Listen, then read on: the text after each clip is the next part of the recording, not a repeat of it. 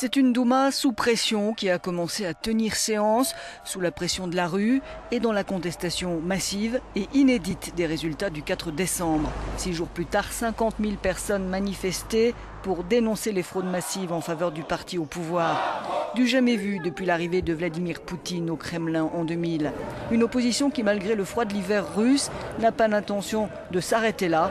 Samedi, de nouvelles manifestations sont prévues et elles devraient être très suivies.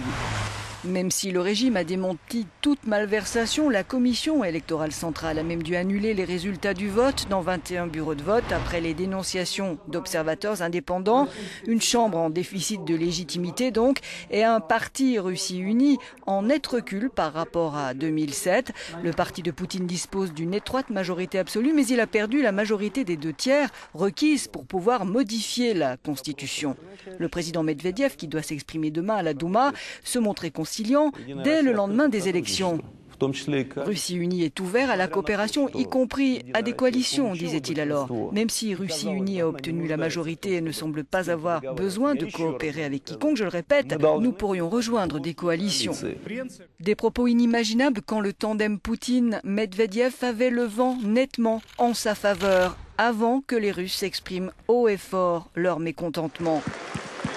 Cette fois, le duo qui commande la Russie semble aux prises avec la pire crise de confiance en 12 ans de règne. Vladimir Poutine, qui depuis le congrès du parti pensait sans doute comme acquis d'échanger les rôles avec Dmitri Medvedev à l'occasion de la présidentielle de mars prochain, sait maintenant que la partie sera plus compliquée.